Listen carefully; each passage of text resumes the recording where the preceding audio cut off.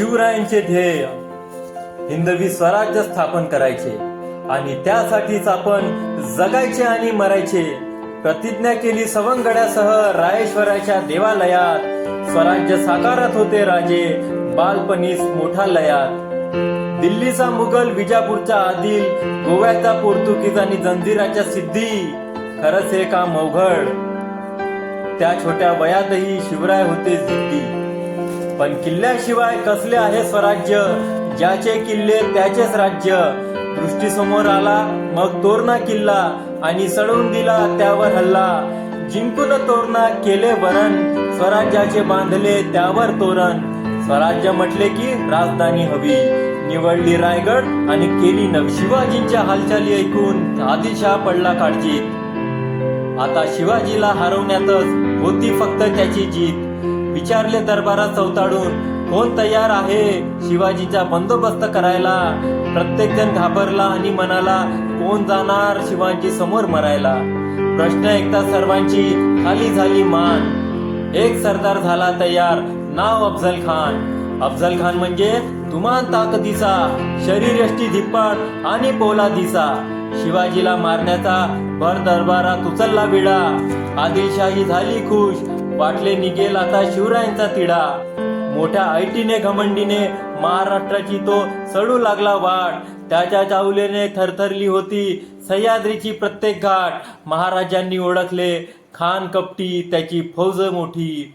आपले राज्य छोटे आणि फौजही छोटी. उघड्या मैदानावर लागणार नाही खाना पुढे निभाव. चांगलाच माहिती होता राजांना खानाचा स्वभाव. डाव ओळखुनी खानाचा उलट पाठवला निरोप खानाला. मला भीती वाटते, आपणच यावे मला भेटायला. एकदाच बातमी अफजल खानने आपली फुशारकी मारली खूप आणि अहंकाराने बडबडला. त्याला वाटले शिवाजी राजा झाला चूप.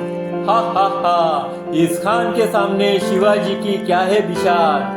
ये शिवाजी तो डरता है करके हमको याद.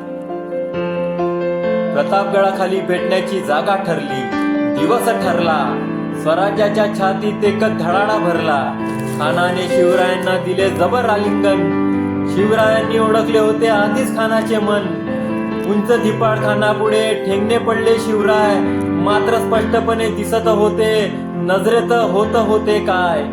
एका हाताने खानाने राजाची दाबली मान. शिवराय हसले आणि म्हणाले, दगाबाज खान. दुसऱ्या हाताने शिवरायांवर केला कट्यारीचा वार. घातले होते चिलकत म्हणून लागले नाही फार. चपळाईने पलटून खानावर केला वाघ नखाचा मारा. खानाच्या अंगातून निघाला रक्तांच्या मोठ्या धारा. बिचवा खुपसत पोटात खानाची चिरली कातडी. खान कोसळून पडला, पोटातून निघाली आतडी. ऐकूनही खनाखनी सय्यद बंडा शामियानात घुसला. जीवा महाल तत्परतेने त्याच्यावर तुटून पडला. होता जीवा म्हणून वाचला शिवा. होता जीवा म्हणून वाचला शिवा. आणि वाचला शिवा म्हणून पेटत राहिला स्वराज्याचा दिवा. स्वराज्याचा दिवा.